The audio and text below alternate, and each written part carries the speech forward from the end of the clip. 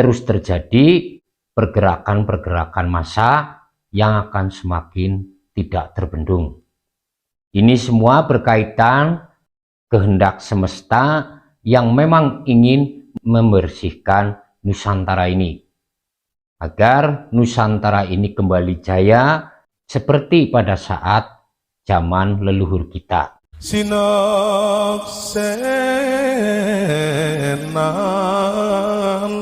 bumi. Salam Rahayu. Pada video kali ini saya menjelaskan tentang prediksi atau ramalan, dan saya akan menyampaikan 7 peristiwa. Peristiwa yang pertama, orang-orang yang selama ini berdusta akan dibukakan. Jadi ini berlaku kepada siapapun dan pada profesi apapun. Kemudian orang-orang yang tidak bersyukur telah dilahirkan di bumi pertiwi ini akan disingkirkan. Jadi orang-orang ini dia lebih mengagung-agungkan bangsa lain dan bahkan terkadang mengejek bangsa sendiri, mengejek tradisi dan budaya sendiri. Jadi orang-orang ini akan tersingkir dari posisi hari ini, dari pergaulan hari ini, dari profesi hari ini. Dan hal yang terburuk, sebagian dari orang-orang ini akan dimusnahkan. Nah ini. Kemudian peristiwa yang keempat, orang yang dekat dengan kita akan meninggalkan kita. Jika hari ini kita memiliki kawan, dia akan pergi meninggalkan kita. Tidak lagi akan bergaul ataupun dekat dengan kita. Kemudian orang-orang yang selama ini jauh dengan kita, bahkan tidak pernah kita pikirkan, akan menjadi kawan atau sahabat dekat kita. Ini berkaitan dengan di mana manusia itu akan dikumpulkan dengan karakternya atau dengan jodoh-jodohnya. Yang energinya berbeda dengan kita tidak akan dekat dengan kita. Intinya itu. Kemudian peristiwa yang kelima, yang sejati akan bertahan dalam pekerjaan apapun, dalam profesi apapun. Ketika dia bersungguh-sungguh, tidak ada kedustaan, tidak ada kemunafikan, mereka-merekalah yang akan bertahan. Saya contohkan, misalnya ketika seorang tokoh masyarakat yang sejatinya, maka dia akan bertahan.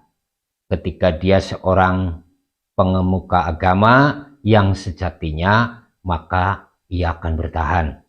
Yang tidak sejati akan tersingkirkan, akan terlindas oleh semesta ini. Kemudian orang-orang yang selama ini diam melihat kedoliman akan mulai bersuara.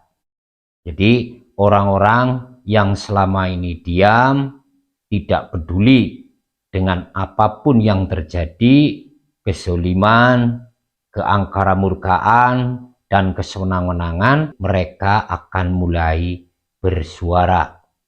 Termasuk bersuara tentang untuk mencintai budaya, tradisi masing-masing.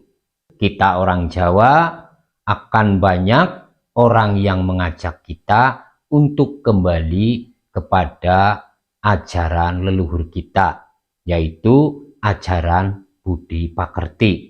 Yang diakui ataupun tidak, ajaran budi pakerti ini sudah membuat bangsa ini dikenal sebagai bangsa paling beradab, bahkan menjadi tolak ukur peradaban dunia. Ini akan terjadi. Kemudian peristiwa yang terakhir, pergerakan massa masih akan terjadi. Bahkan diprediksikan akan semakin sulit terbendung.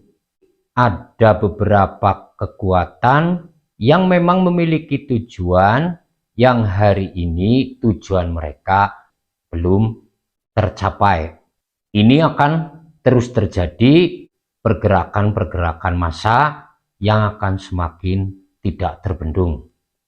Ini semua berkaitan kehendak semesta yang memang ingin membersihkan Nusantara ini, agar Nusantara ini kembali jaya seperti pada saat zaman leluhur kita, di mana leluhur kita mengedepankan kasih sayang, mengedepankan akhlak mereka.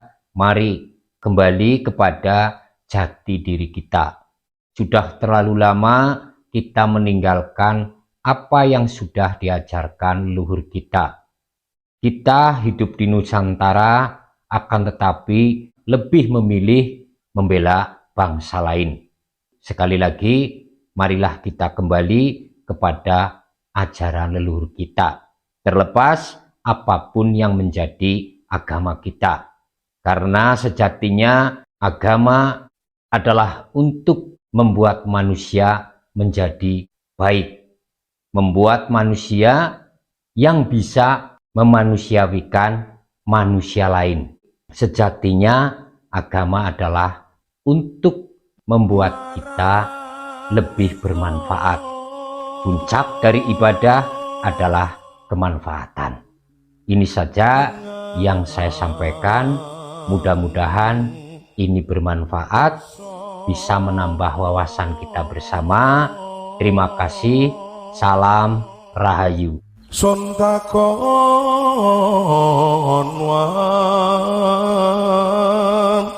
tane haraki